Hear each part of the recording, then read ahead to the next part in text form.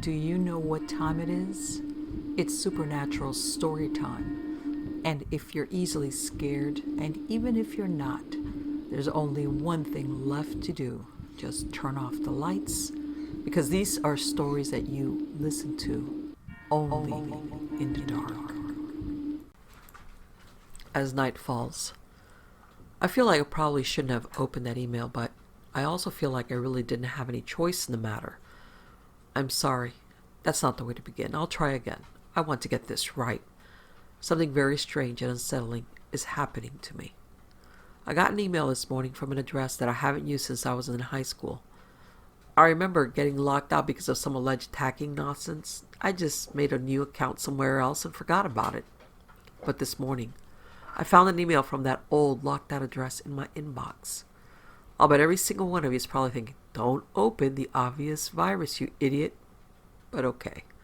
I'm sorry.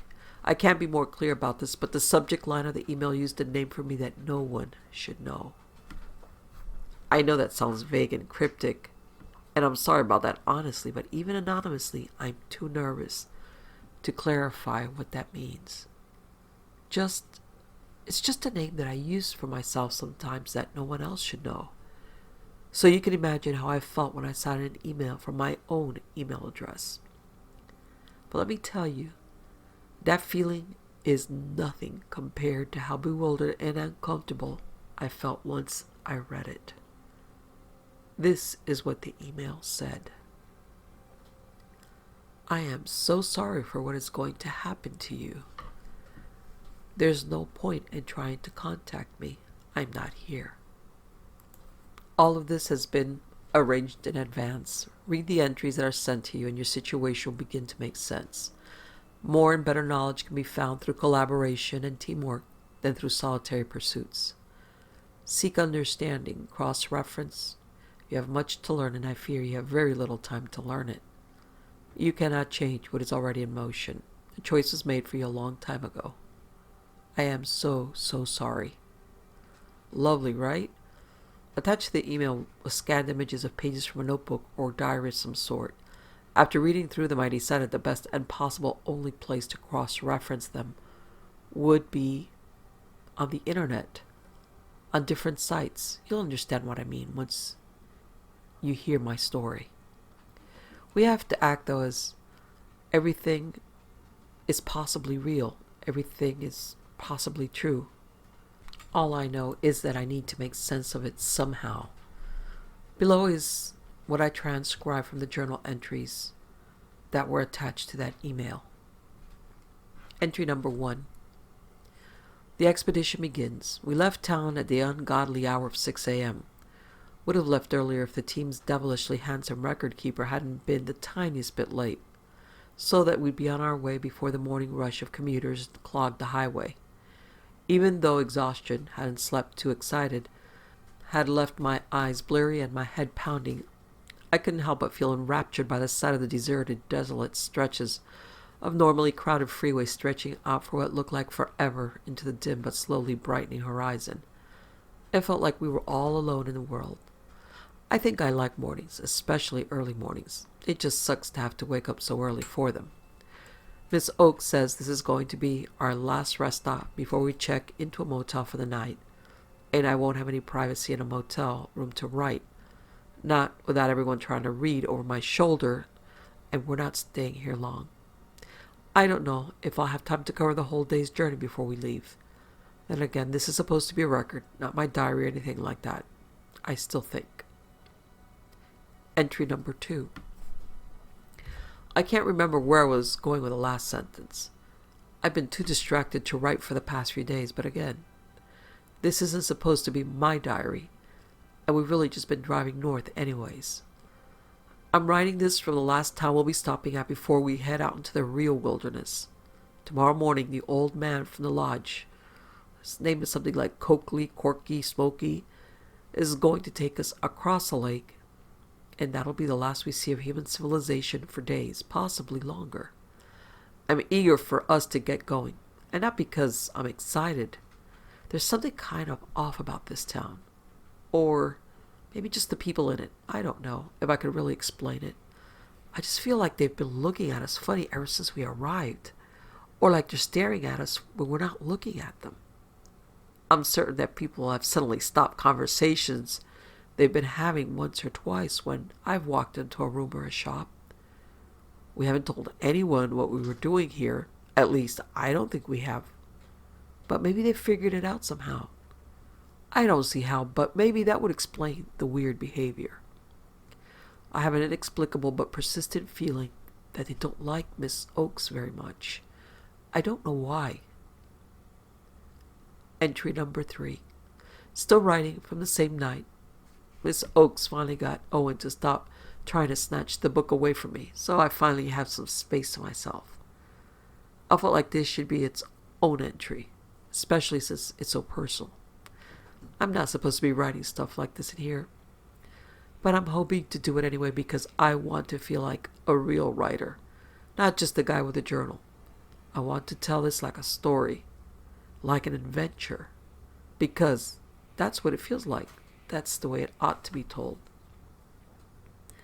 I might as well start with the characters. Haley, Owen, Zane, and myself. I'm a troublemaker, kind of a slacker, and just a plain survivor. There's a Breakfast Club joke in here somewhere, but I don't feel like making it. And of course, there's Miss Oakes, our teacher, our mentor, our friend, we hope, and our inspiration. The one who taught us to love the earth and the environment, to study the land and the people who lived on it, to seek out old stories and new things of thinking. We love her, each of us. How could we feel any other way? She found each of us alone and broken or breaking, lost, and gave us a sympathetic ear and a helping hand and a strong shoulder to lean on when we needed it. She made us feel safe and welcome when it seemed like the whole world had given up on us before we'd even made it out of high school. And beyond that, well, she's beautiful and patient and a little bit wild. I'm pretty sure we would die for her. It was she who proposed the idea to us after hearing the stories we swapped about dogmen and goatmen and whistlers and the like, that we ought to properly investigate and research these cryptids or entities or whatever they might be, as if it were a science project. It was she who planted the idea in our minds to search for stories about similar mysterious things in places closer to home, in our own province, forest, and wild areas. And once she could tell how seriously we were taking the project, she stayed after school to help us dig deeper and learn more, or collaborated with us online, sometimes late into the night. After months of work, more work than the 4 of us had put into anything for a long time, we had textbooks worth of reports and anecdotes. We had maps of their supposed territories, including some that weren't so far away from us. And then Miss Oakes told us that if we were responsible and hardworking for the rest of the year, when summer came, we could go with her into the wilderness to search for them, or any evidence of their existence. We scored higher grades than ever before that year, and then begged our parents until they said yes. All of us were thrilled to have the chance to go on a no-parents camping trip with each other and Miss Oakes, and the thought of being in the real honest-to-God wilderness just made the prospect all the more exciting, even though we all knew it was incredibly unlikely that we'd actually find anything. But I honestly believe that we really will find what we're looking for. I believe this because Miss Oakes told me in private that she had seen them. Not since she was very young, but she had seen them nonetheless. She told me the name her grandmother had used for them, Manaha. We're on a quest to find the Manaha, and we will find them. I'm sure of it. Entry number 4. It's the second day after the old man, his name is actually Stokely, close enough, left us on the far side of the lake. I was too exhausted from walking and setting up camp last night to write anything, but I'm doing a little better tonight. Owen was nice enough to swap his load for my heavier one with a second backpack tent, but not nice enough to do so without calling me a pussy. Miss Oakes, of course, is managing to easily carry both a tent and a load of supplies on her back, and all without tripping or stumbling or slowing her brisk pace. She moves to the force like she was born and raised here. Haley is a bit sour about having to share a tent with one of us. We've been rotating so no one gets sick of anyone, instead of being allowed to share with Miss Oakes. Not because of gender or anything. There's never been a problem with that. Frankly, any of us would have traded just about anything for the chance to share a tent with Miss Oakes. Haley had just felt that as a girl, she'd had the best excuse. The more reliable seeming stories of sightings in this area say that one has to travel for 3 days away from the last sign of human civilization before one has any chance of seeing them. I'm hoping this means we only have to travel 1 more day. I'm not sure if last sign means the town across a lake, or if we'll have to start the 3 days over again if we see a broken bottle or a cigarette butt or something. I really hope we don't see anything like that anyways. It would be an abomination. Being here is almost enough to make you forget that humans are clear-cutting and bulldozing and paving over places like this all over the world. I've never seen so much green in my life. I've never been anywhere so beautiful. I can't understand how people could be stupid and cruel enough to want to destroy a miracle like this wild, amazing place just for the sake of resources and money. Entry number 5. Things we have seen today. Countless birds that none of us but Owen could identify. Turns out he likes to bird watch with his grandmother. Never would have thought. 2 squirrels and chipmunks. 3 massive gnarled trees that look ancient. 4 a small family of deer. We watched them from an amazingly short distance for at least 10 minutes, but Zane raised his voice to high and scared them off. Things we have not seen today. Them. Entry number 6. 2 days since my last entry. Nothing really to report. The forest is getting quieter as we go. Fewer animals, even birds. Probably shouldn't bother including this since it was probably nothing, but I woke up last night and I swear I could hear something moving around outside the tent. No one else mentioned anything next morning. It was probably either my imagination or some animal, so I didn't tell anyone. I don't want to get called a pussy again. Entry number 7. Still no sign of our elusive friends, but I have something undeniably weird and unsettling to report. This morning, we woke up to a strange and sickening scent that made me gag and choke. I didn't recognize it at first, but we found the source soon enough. The carcass of a deer was lying only a few steps away from our camp. That alone was reason enough for us to get the hell out of the area, since there was obviously some sort of carnivore prowling about. But the thing is, the deer hadn't been eaten at all. From what we could tell, the poor animal had just been left outside our camp, and judging by the underbrush, it had been dragged here from somewhere else. We couldn't find any footprints at all besides our own. We stayed long enough to consult our maps and make sure we weren't getting ourselves lost, and then we immediately set off at a fast pace. We covered plenty of ground, and tonight we're camped far to the northwest of where we were. We're all a bit shaken, but trying not to show it. This trip means so much to all of us, and we know it must mean as much to Miss Oakes. Quitting now, to use a scientific term, would be suck ass. According to the maps, we're well within their territory now. Entry number 8. Something really fucked up is going on. The smell was 100 times worse this morning. And when we got up, we immediately found out why. There was a bear right in the middle of our camp. Most of a bear anyways. Its head was missing. There is no possible way for something to have dragged a bear carcass into our camp in the middle of the night without us hearing it. It's just not possible. The rest of the bear looks fresh. Owen's voice is shaking whenever he talks, and I've never seen him scared before, ever. We didn't even stop to look at the maps before we packed up and got the hell out of there. Maybe we should have. I don't know. It was too much. Tonight, we built a fire in the middle of our camp.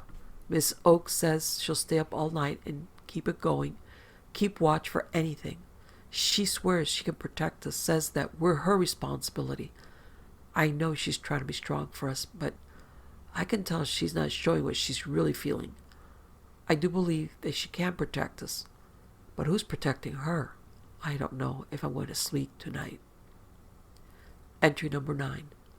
I'm going to try and record what's happened in as much detail as I can, if only so that I'll have something to keep me occupied, keep me from completely losing my shit. I must have finally fallen asleep at some point, because I woke up before Haley did. It was still dark outside, too dark, too quiet. The fire was out. I woke up Haley as quietly as I could, but before we could decide what to do, we heard movement outside. I was hoping that it was just Miss Oakes, but somehow I knew it wasn't. It didn't sound like the way a person moves. It was touching the tent, investigating it. Haley and I just stared at each other, eyes wide, frozen, too terrified to move a muscle, to even twitch with fear. It moved all around the tent, slowly, almost lazily, like it was casually dragging its hand along the walls. And then it spoke. It was like a jackal speaking in tongues from the back of its throat, punctuated by hacking, cough-like barks and sharp whistles. My blood went cold. I couldn't stop myself from moving anymore. I started to shake uncontrollably, silently praying that I wasn't making noise, that it wouldn't hear me, that it would somehow think the tent was empty and move on. Shamefully, I also prayed that Owen and Zane would make noise in their tent, and it would go inflict whatever horrors it intended on them instead of me. Then, all at once, the noise stopped. I heard nothing, not even the wind through the trees. There was dead silence. Haley and I looked at each other, shaking and at times quietly whimpering, until morning brightened the sky. When we finally worked up the courage to step outside, we saw that Miss Oak's tent was gone. Owen and Zane soon came out to join us. They had heard the same noises and experienced the same terror that we had. And just like us, they were at a complete loss to explain what had caused it. There is no trace of the fire. There is no trace of Miss Oakes, her tent, or any of the supplies she was carrying. She had the maps and the good compass and the satellite phone. All of these things are lost now. We searched around the camp for as far and as long as we dared, but we found no trace of anything, not even footprints, human, animal, or otherwise. We should probably be gathering more firewood, in case night falls and we are still alone here. But none of us are volunteering to go deeper into the forest now, even with a companion. For now, we are still at camp, taking stock of what supplies remain and hoping that Miss Oakes will return. Hours have passed, and there has been no sign of her. We are too frightened to call out. It is starting to get dark again. Route 382. I'd love to tell you about an unsettling experience I had about 2 years ago in the fall. I was born and still live in Louisbury, Pennsylvania. My younger years were spent back near the old observatory around Morse Mountain Road and Observatory Drive. Even then I could sense that the area was a little off. The woods were just not quite right. Open fields seemed eerie. The roads never seemed to go the exact places you thought they did. Morse Mountain Church boasted Spook Hollow, which was a logging road that just kind of petered out, that reeked of being creepy. The decomposed body of a victim from a serial murder out of Maryland was found in the trunk of a car out in that area. Lots of people talked about lights in the sky, strange noises, and other unusual phenomena. Many of the residences between the late 70s and early 90s were just plain strange. I saw my first geodesic dome house in that area, as well as lots of other peculiar types of housing. But let's get to the present. Most nights than not, I will drive down to New Cumberland for a cold beer and some darts, and one night in October 2012 was no different. On the return trip, not long after midnight, I was on Route 382, headed east towards Louisbury. As I was approaching John Brennan's place up on the right, just before Brenman's Drive, I saw someone walking towards me along the side of the road. True, it was late, but it was rather mild for October, so it wasn't out of the question that someone might be walking along the road. What was odd is that he was quite tall, 6 feet 6 inches or taller, and really, really thin. In the few seconds I was looking at him, I noticed that he seemed to be dressed all in black, with black pants, a tight black trench coat, very, very dark skin, and short dark hair. He was either limping or having trouble walking. As I debated slowing down, thinking maybe someone had an accident, he dropped down to all fours and quickly scampered across the road in front of me. He had a face that was, as I said, coal black, with a cross between human and canine. And then he was gone. When I got home, I hadn't really thought much about it, but over the next day or two, it really started to give me the creeps. I didn't say anything to anyone for a few days, then told a few friends. Being self-employed and fearing derision, I was reticent to make much ado about it. Although I've always been an enthusiast of the paranormal, cryptozoology, ghosts, and such, I have always been a dyed-in-the-wool skeptic. However, I did receive some validation over the next couple of months. An officer in the Louisbury Fire Company pulled me aside and mentioned that he, too, had seen something almost exactly the same a few months before my report while he was driving in the observatory drive region. This guy had an abrasion and stalwart public reputation, and I've never known him to be prone to exaggeration or lying. One of my closest friends roundly lambasted me over the experience. Also came to me about 6 months later. His own brother-in-law, who had not heard of my story, reported seeing something that exactly matched what I saw in terms of appearance, behavior, and gait. I can't explain what I saw or begin to postulate what it was. I only know I saw it, and it creeps me out. I do everything I can to avoid driving on Route 382 late at night. If possible, even when I drive it during the daylight, I'm constantly scanning the sides of the road for something unusual. I did some research, and the closest I came to a picture was one like the Texas stilt walker. But I know that wasn't it, because whatever I saw dropped to all four and then bound away just like an animal. Into the wilderness. Alaska has one of the highest rates of disappearances in the country. In a state with a population less than that of San Francisco, roughly 5 in 1,000 people go missing. Now I think I understand why. A few months ago, I was tasked with flying out to a town about 7 hours north of Anchorage to take a look at an old file being held by local police.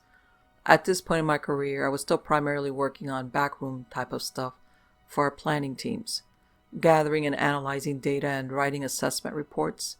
It was the type of work that typically included a lot of me sitting on my ass pecking away at a keyboard, so it was nice to get out and stretch my legs. When I arrived at the police station after several layovers, the officer on duty showed me back to the evidence room. The evidence box that brought me so far out here was dusty and cracking from its age. The corners were worn and the corrugated core was visible in multiple places. The label listed an item number, but the chain of custody tag was blank. I asked the officer about this, and he simply shrugged, explaining that it was related to a series of unsolved missing persons cases, but no one knew who had filed it. It was, after all, more than 40 years old. After having my credentials reviewed a second time, I checked out the evidence and was led to a room devoid of anything but a desk, a lamp, and a chair. I was pointed to the coffee maker and restroom while I placed the box on the metal desk. "You sure you don't want to get set up in your hotel?" the officer asked. "I'm not sure how much you'll be able to get done at this hour. You can always come back in the morning, and let's be honest." He smirked. "You look like shit." "Oh, I have a tight timeline to file my initial report," I replied blankly. "Thanks for your help." "No problem," the officer replied curtly and stepped out into the hallway, his steps echoing through the halls as he walked out towards the front of the building. I made myself a cup of coffee and sat down. It was about 11:30 p.m. local time at this point, and the fact that the sun was still up was only causing more confusion for my internal clock. I rubbed my eyes to try to force a little bit of focus into my mind and began. Inside the box was a folder with a typed summary of the case detailing the evidence, including, among other things, a leather-bound notebook. Setting the decaying items aside, I opened the journal and skimmed to the most recent entries. First date, February 13, 1973. I suppose I am starting to write down what I saw and what I thought about the events last summer, because over the past few weeks I realized I never really recorded my experiences or what they did to me. Given that I'm enduring now, it seems prudent to write down what I can, while I can. I was a known regular in the local area, familiar with the land and the wildlife, which I guess is how I found myself approached by a woman in her 40s after the disappearance of that hiker last year. When that hiker went missing, they got out the forestry officers to mount a search along the trailhead where his vehicle was found, but after a week or so the search was called off, as there was just no sign of him. And the search was called off, his wife contacted me and asked me to conduct my own search during one of my annual month-long summer hunting trips, well outside the furthest extent of the forestry search. It did take me pretty far outside my normal range during that hunting season, but she had offered a significant amount of money in return, so I agreed. I followed a cloverleaf pattern, traversing each petal over the course of 4 or 5 days, so that I could resupply and start again. It was a leisurely application of one of the most basic search patterns I was taught when I was younger. I had been hiking for several weeks without incident. The weather was fair, the predators scarce, and the caribou abundant. I was at least 3 days' hike from the nearest settlement, if taken at a straight shot, when things first started to go awry. That day, I forget which day exactly, I had been walking in a trance completely in tune with nature. I had barely noticed my hunger pangs when a strange thought struck me. How far had I gone? It seemed like the last lucid thought I had was packing up my gear early in the morning and setting out. I am not one prone to daydreams, so this was somewhat unsettling. I stopped and checked my watch and noted it was well past supper. Odd, I thought. Then I tried to shoot a back azimuth off several of the known mountain tops to my rear. I took out my map and plotted my position. I remember thinking, this can't be right. I was almost 5 miles off my planned course, north-northwest. I sat there dumbfounded for a bit. I must have been moving at a pretty good clip, too. I figured I'd set up camp and get back to my planned course in the morning. It would put me behind schedule, but I could pick up my pace to make up for it. The night was uneventful but quieter than normal. I slept soundly and woke up more sore than normal due to my pace the previous day. After having rolled out of my lean-to and packing my side, I remembered looking out across the adjacent meadow and seeing an old rusted gutted fire engine overgrown by brush. Again, an odd occurrence since I normally don't miss those types of details. How had it gotten out there so far from the nearest road? My adherence to my timelines won out over curiosity, however, and rather than investigate, I pushed on. Over the next few days, my anxiety started to mount. The forest was mostly silent. The caribou, birds, and smaller mammals I was admiring merely a day or so before were noticeably absent.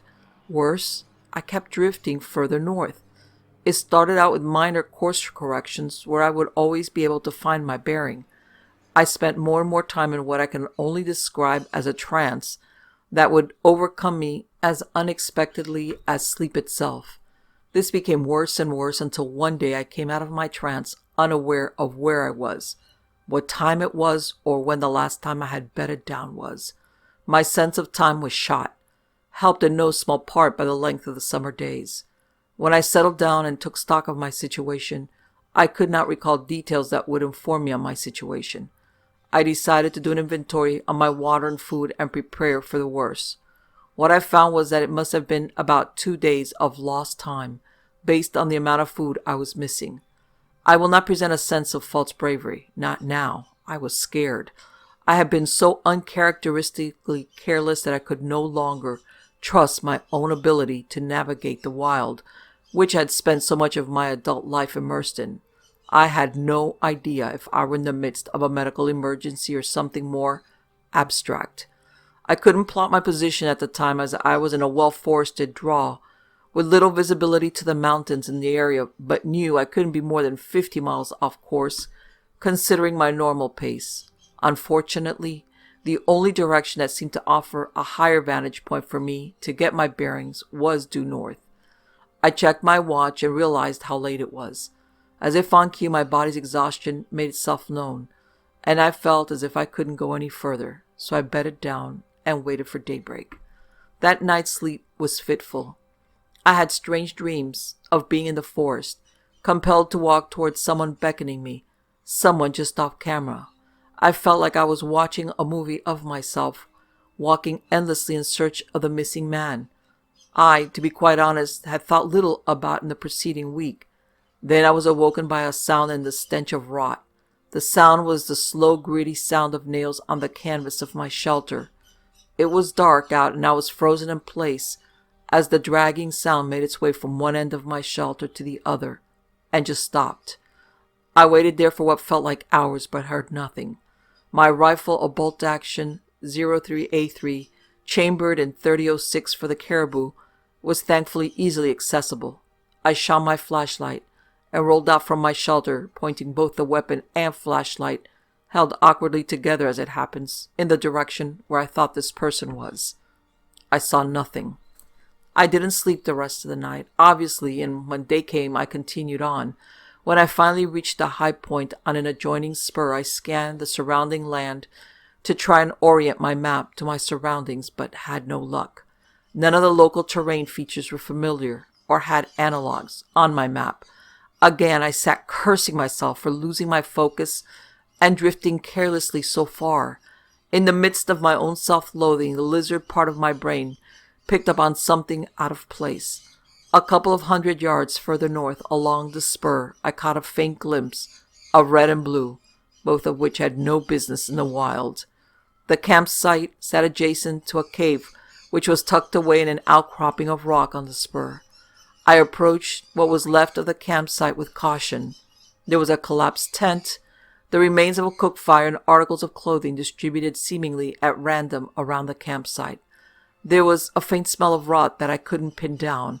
It looked like this site had been abandoned for weeks, and whoever had left it had left in a hurry. I saw a watch near my feet and picked it up to examine it before I pocketed it. As I scanned around to see any indication of where the camper may have gone, I saw a few articles of torn clothing and a shoe strewn haphazardly in the path toward the cave. I remember these details with near-perfect clarity, due to the fear that was taking hold of me. But it wasn't just fear that I felt. It was also a primordial urge to run headlong into the cave, in the same way you might have the completely irrational urge to jump from great heights when you are there looking out over them. There is no rationality to it, but the stronger the urge gnawed at me, the more fear I felt. I felt the need to back away lest I find myself running forward. As I was backing away, I started to notice other things out of place. A knapsack placed carefully on a rock around the side of the cave, a pair of winter boots and a bedroll hastily dropped 15 yards from the abandoned campsite. A second campsite, then a third. The spur was littered with gear from what I guess would be dozens of people. Some of it relatively new, others looked like the older leather kits from decades past. I even saw a saddle cracked and bleached from years in the sun. In the dirt, I could barely make out the outline of a rifle with a wooden stock rotted from age. My panic overrode any rational assessment of my situation, and I ran. I ran as hard as I could due south away from the cave. Even with my gear, I made good time.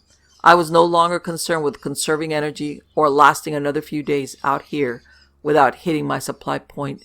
I ran until my lungs felt like they were in a vice and my feet were numb from pain. As I got down to flat land, I saw things intermittently, such as what I thought was an old tractor, canted at an unnatural angle facing north, stuck in a crevasse, a school bus on its side, an old VW bug in a clearing. I ran, and as I passed the clearing and looked back across more than 1,000 yards, I could faintly see a figure emerge from the tree line. I ran. By the time nightfall came, I was too exhausted to think. I found a naturally occurring gap between two large rocks and wedged myself in between them. Sometime in the night, I heard a trotting sound approaching. The crunch of needles and the scuff of dust being kicked echoed around me. I could smell the rot once more, but this time stronger. I was tired, and I felt like something was in my head talking to me, asking me where I was, asking me to come out and take a load off. It was inviting. I stayed in place, lacking the energy to even move. The sound stopped as the pursuer came to a halt in my field of view. I could only see an outline in the moonlight, but I could see its torso twist and turn. I could hear it breathing. It fit the profile of a man, but it didn't move like a man. It was scanning around. It knew I was near, but couldn't find me. I watched it start to move in circles, stopping every so often to look around. As it moved, I noticed it was missing an arm, or most of an arm anyway. But that was the last detail I remember, as its rhythmic movements and my exhaustion overcame me. It's odd to think that something that is essentially horrifying could have a cyclic grace that could put me to sleep, and that if I snored or sneezed or startled awake, or even moved, it could have heard me. Exhaustion is one hell of a thing. The next conscious thought I had included an empty sunlit field in front of my sanctuary. Continuing south, not quite at a run, but not a leisurely pace either, I crossed my first stream. Rather than trying to find a fjord, jumped in and swam the stream. The ice-cold water sharpened my mind, if only for a few minutes. After another day hiking south with no unwelcome guests, I had just finished the last of my rations and had come no closer to figuring out where I was. I was resting at the edge of a meadow on the third day of my run from the cave, taking stock of my situation. Rations gone, so far no game to hunt, and no idea where I was or where my pursuer was. Things were not good. As I sat there, I was so startled by a shape approaching from the woods that I awkwardly sprawled into the grass in a panic. Then I saw it was a sole caribou, and almost completely white, perhaps with age. As it passed by me and headed southwest, I set out and I followed it. Why I didn't shoot it, I can't tell you. All I can say is that the company of another living thing did more for my morale than a full stomach could. So I followed the caribou as it moved southwest. By about the 7th day of escape from the cave, my hunger pains were becoming unbearable and I was getting weaker. I was contemplating putting the animal down and feasting on its flesh until my stomach burst. I was having fantasies about eating raw meat so vivid and so exhilarating that it bordered on being sexual in nature. As I was mid-fantasy, I felt a hand firmly grab onto my toes. I stumbled to my knees, thinking that this was the end.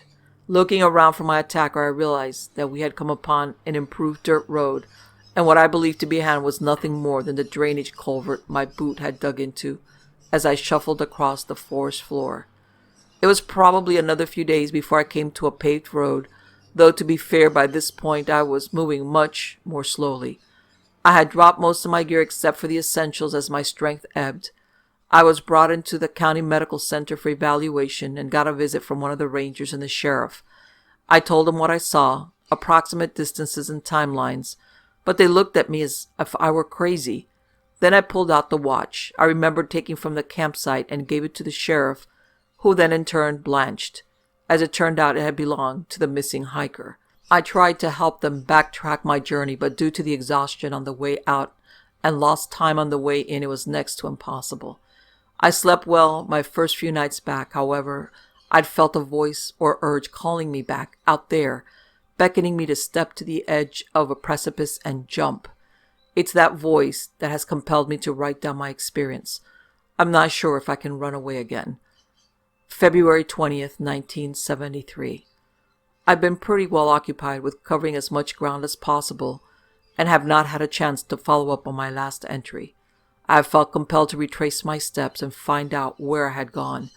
I can't explain it. It's not rational. I set out following my original planned route exactly as before a few days after my last entry. It is colder now, which has drastically slowed my progress. I've been hearing the crunching of snow at night, which is fairly consistent. It circles my camp until dawn, then trails off. I think I'm getting close as the amount of my day spent in a walking trance is increasing. I'm not sure, but I think that has something to do with my proximity to the cave. I've been careful to record my position, and it seems as long as I am aware of the trance-like state, I can break myself free of it from time to time. Tomorrow I will be crossing another stream before going into territory I have never knowingly been before, but seems to be calling to me. February 25th, 1973. At night when I sleep, all I hear is the welcoming voice of a woman more beautiful than I have ever known, asking me to go north to be with her. I spend most of my day semi-conscious as I trudge north. I no longer fear the noises at night, as they are guiding me to where I want to go. I believe they are protecting me, like she says. I am no longer sure where I am, as I have stopped checking my map, but I don't care. The smell no longer bothers me. February 28, 1973. I had another lost time episode. I should be close. The smell is sweet. I saw an abandoned truck not long ago. It looked new. Maybe this is its first winter out here. Closing the journal, I took a sip of coffee and spread the accompanying map out over the desk. The last marked position was a good ways northeast, near a tributary to the river that runs south of town. They never found this man or the one he was hired to find. They never found any caves or missing vehicles described in his notebook either. All they found was his knapsack with its contents floating down the tributary. I wrote up a quick report detailing the situation and the premature conclusion that this warranted further investigation. My people sent 2 teams out to meet with me and get started on the search. I turned over the evidence to the event commander and assumed my normal support duties. I won't detail the methods used specifically, OPSEC, but even with a rather impressive suite of tools available, it took almost a month to narrow down the candidates for the site described in the journal and send teams out to look at the potential sites. It ended up being rather anticlimactic, and my pride ended up being a little bruised in this exercise, as we didn't really find anything worthwhile. Yes, a site was identified which was littered with discarded gear from many decades. Yes, a cave was located nearby, but ultimately there was nothing there to find.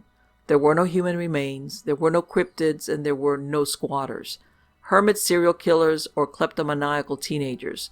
When our team entered that cave, all they found was rubble covering the main chamber, just clumps of dirt and rock. The only oddity was an organic substance found in the rubble, which held the clumped rubble together, a filament-like residue, whose chemical profile could be easily identified, even if the chemical profile didn't really tell us anything of note. We did continue our due diligence for several weeks, trying to track down any other leads as to where that substance came from, or what it could be classified as, who the eat gear and abandoned vehicles belonged to, mostly missing persons, cold cases, and any other possible witnesses to similar events described in the journal. But it was all for naught, and the mission had to be cancelled. Our teams had more promising leads to follow. The night before I flew back with the others, I contemplated how I was going to file the closing report for this fruitless effort. As I sat and thought to myself, I was reminded of a Discovery Channel special I watched as a kid, involving one of the more interesting insects for a young boy, the antlion. The antlion larvae would build a trap by digging a cone-shaped hole into the ground and having the face of the cone consist of loose dirt, which would cause any unsuspecting prey to slide further and further into the trap towards the creature's jaws. Each attempt to leave the trap would only cause the dirt to give way and the prey to slide closer to the jaws of the antlion.